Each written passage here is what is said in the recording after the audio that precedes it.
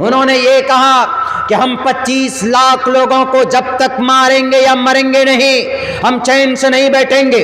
और वहीं पर यह बात कही गई, वहीं पर उसी धर्म संसद में, कि क्लीजिंग होनी चाहिए। क्लीजिंग अंग्रेजी का वर्ड है। रविश कुमार ने अपने भाषा में, अपने रिपोर्ट में यह लफ्ज इस्तेमाल किया। प्रबोधानंद जी ने क्या कहा?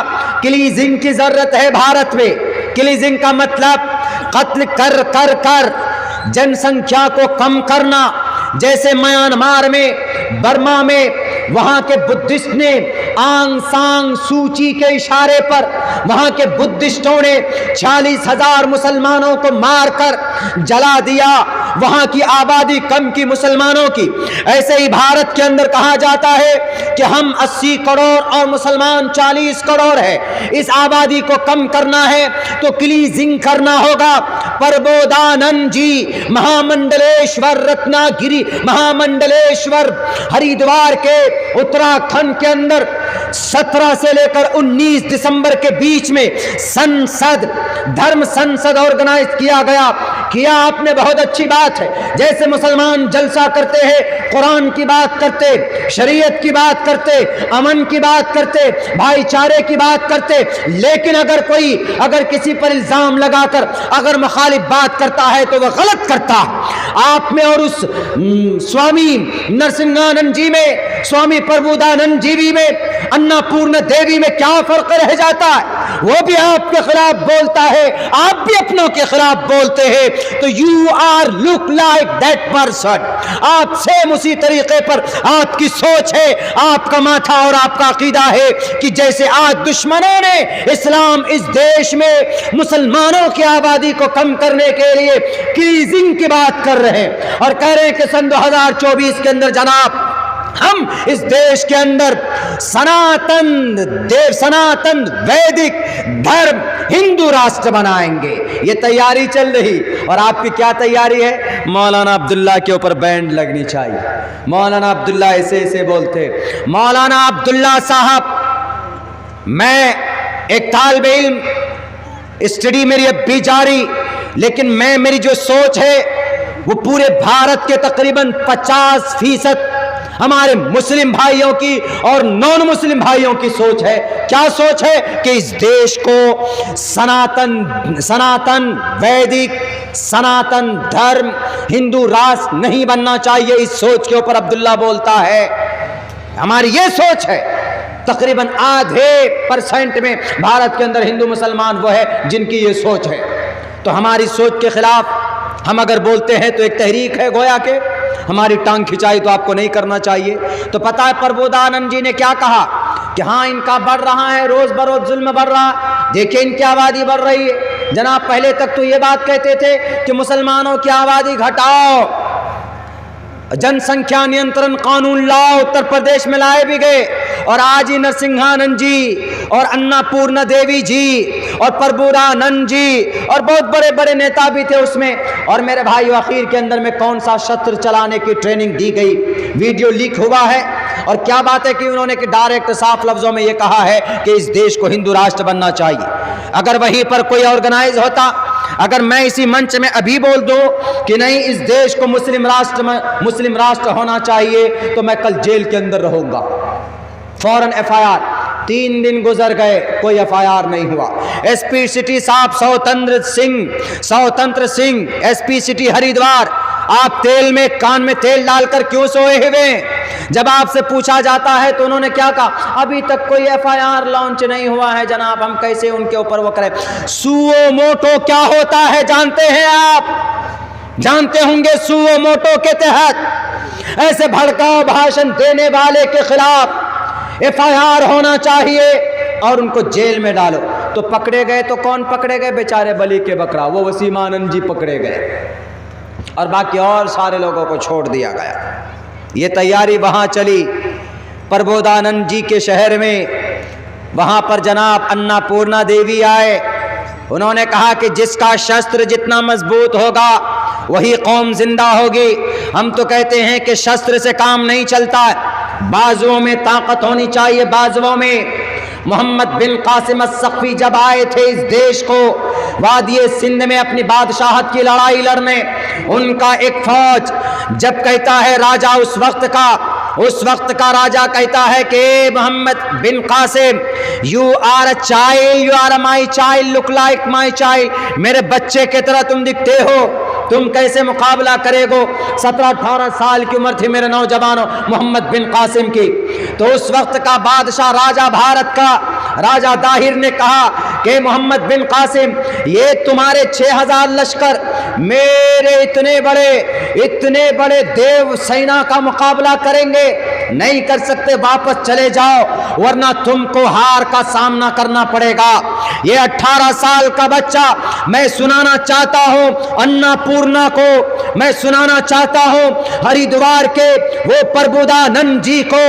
क्या आप अगर कमजोर समझते हैं तो कमजोर मत समझिए हमें, हम अमन वाले शांति के साथ हम रहते हैं, हम इस तरह के प्रोग्राम ऑर्गेनाइज नहीं करते, हम इस तरीके से भड़काऊ भाषण नहीं देते, हम इस देश को मुस्लिम राष्ट्र नहीं बनाना चाहते, आप इस देश को हिंदू राष्ट्र बनाना चाहते हो। हम तो इस देश के we the people of India के आइडियोलॉजी को एक्सेप्ट कर चुके थे 26 नवंबर 1949 को, और हमने 26 जनवरी 1950 को अपने सीने के अंदर उसको जगह दे दिया था। तो सुनिए क्या कहा मोहम्मद बिन कासिम को राजा दाहिर ने कहा कि चले जाओ मोहम्मद बिन कासिम, जहां से आए हो हज्जाज बिन यूसुफ के पास, वलीद बिन अब्दुल मलिक के पास चले जाओ, नहीं तो तुम्हारा जनाजा यहां से जाएगा। उन्होंने कहा क्यों?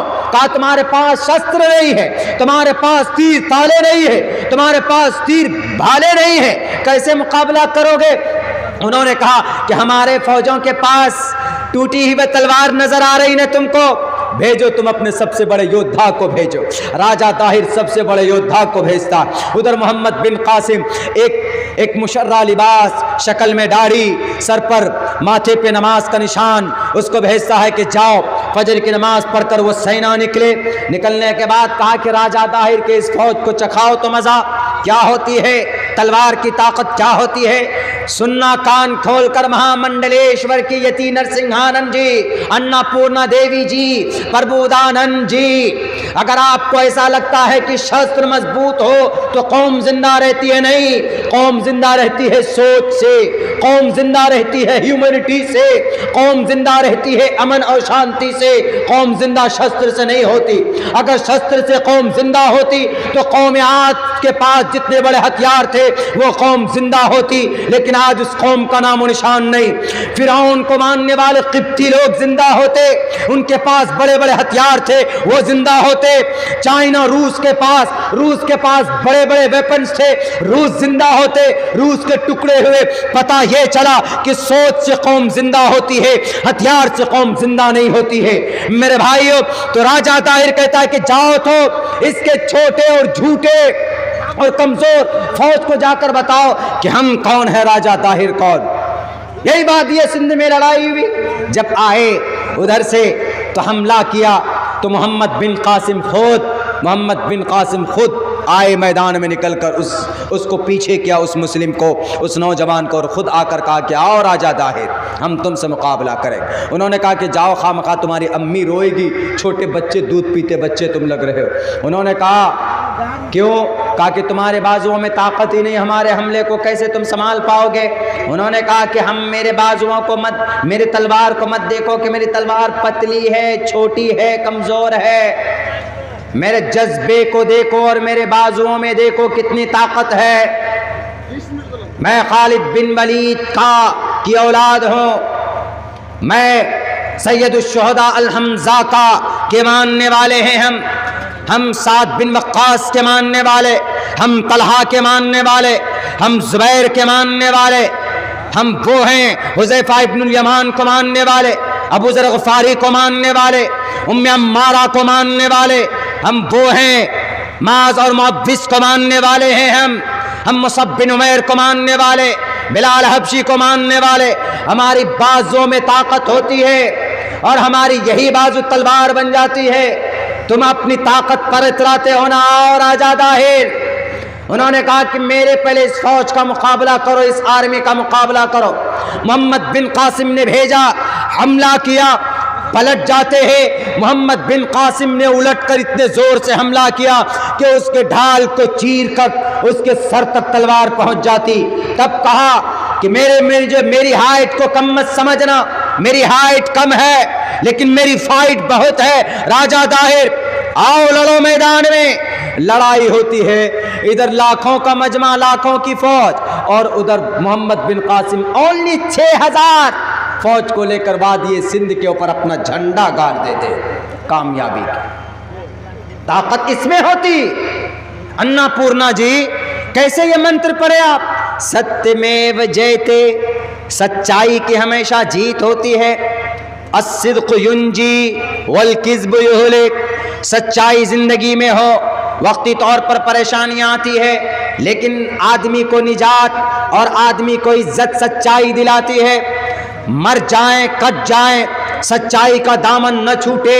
शस्त्र में जयते, कितना बड़ा अत्याचार। नोट के ऊपर क्या लिखा हुआ है? सत्यमेव जयते, लेकिन अब क्या बोले वो? शस्त्र में जयते। वाह क्या बात है, शस्त्र में विजयते।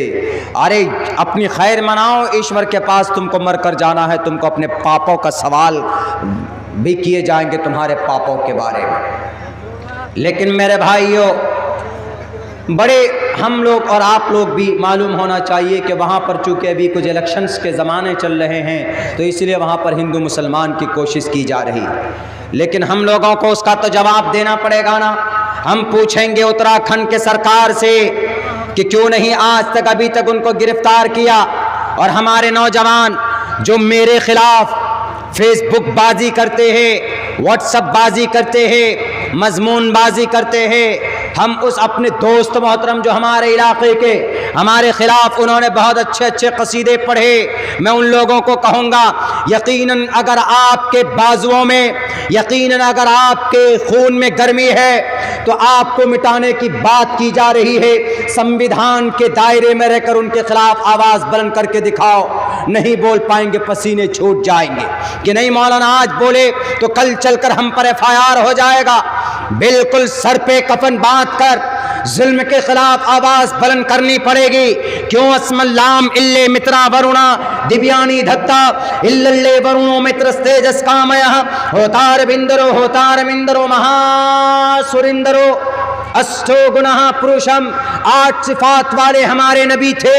हमारे नबी सिर्फ उदो इला सबील रब्बिका बिल हिकमा बैठकर हंसकर सिर्फ बात नहीं करते थे, बल्कि कोई कौम के खिलाफ, कोई शरीयत के खिलाफ, कोई गद्दार मिल्लत निकल जाए, कोई समाज के साथ अगर गद्दारी करे, कोई जासूसी करे, अगर कोई इस्लाम को मिटाने की कोशिश करे तो आपकी जुबान चलती थी इर्मियासात, ऐसा तीर चलाओ और अनन नबी उला कज़िब अना इब्न अब्दुल मुत्तलिब, है कि नहीं? ये पैगामात सिर्फ अमन वाले मैसेजेस पर अमल करते हैं। जुल्म के खिलाफ नबी के जो ललकार है वो कौन बोलेगा? उनको बोलने की ताकत होनी चाहिए हमारे अंदर ना। या कौम को बांटने की मत बांटो, अल्लाह के वास्ते इस कौम को। तफ्तरिक़ उम्मती अला 73 फ़िरक़ा कुल्लुहुम फिन्नार इल्ला मिल्लतन वाहिदा। कुरान और सुन्नत पर ईमान और आस्था की बात करो, कौम को एक प्लेटफॉर्म पर जमा करो। आप इख्तिलाफी बात करके अपने आप को तो कह देंगे कि हम तो बहुत बड़े मुकर्रिर साहब बन गए, बहुत बड़े IAS ऑफ इस्लाम बन गए। नहीं, जो कौम के बीच में दरार पैदा करे, एक मुसलमान को दूसरे मुसलमान से जो काट करे, वो मैं समझता हूं कि कौम का मुस्लिम और कौम का एक सूझबूझ समझदारी रखने वाला इंसान नहीं हो सकता। मेरी यही कोशिश रहती है कि सारे मुसलमान जिनके अकीदे के अंदर में कोई खोट या कोई मुशरिकाना अकीदा नहीं है, उनके लिए भी दुआ करें कि अल्लाह उनको हिदायत की तौफीक दे, कोशिश करें। लेकिन इस तरह की बातें हमको समझ में नहीं आती। मोहम्मदुर रसूलुल्लाह सल्लल्लाहु अलैहि वसल्लम जुल्म के सामने खड़े होते थे। आप कैसे खड़े होंगे जी जनाब गुरु जी? इससे इस्लाम की बदनामी होती। जब दूसरों तक पैगाम पहुंचती, बातें पहुंचती। एक राजकुमार नाम का दमन गुजरात से फ़ोन आया, उन्होंने कहा कि मौलाना आपके ताल्लुक़ से ऐसी ऐसी बातें की गई। हमने कहा कि नहीं भाई, वो हमारे अपने हैं, उनको गलतफहमी हुई है। उन्होंने कहा कि मौलाना बताइए, ये तो हम हैं, हम आपकी स्पीचेस को आपके व्हाट्सएप ग्रुप में हमारा नाम नंबर कोई डाल दिया है, आप भी हैं, आपकी तरफ से कोई रिएक्शन नहीं होता, कोई जवाब नहीं होता। हमने कहा कि भाई कुछ गलतफहमी हुई है, उसको ख़त्म कर दिया जाएगा कुछ दिनों में। बोला कि मौलाना बताइए, इतनी सारी तंजीमों में हम जुड़े हुए हैं। बोला हम हिंदू महासभा से जुड़े हुए हैं, हम हिंदू वाहिनी ऑर्गेनाइजेशन से जुड़े हुए हैं। अभी जो हिंदू राष्ट्र बनाने की सबसे ज़्यादा जो ज़ोर है, हिंदू महासभा और हिंदू वाहिनी के लोग ABVP अखिल भारत विश्व परिषद के ज़रिए इन लोगों की ज़्यादा मेहनतें हो रही। बोला हम सब में जुड़े हैं मौलाना, लेकिन इनमें ऐसी बात नहीं होती। हमने कभी नहीं देखा हमारे एक महंत दूसरे महंत को, हमारे एक संत दूसरे संत को, हमारे एक महाराज दूसरे महाराज के खिलाफ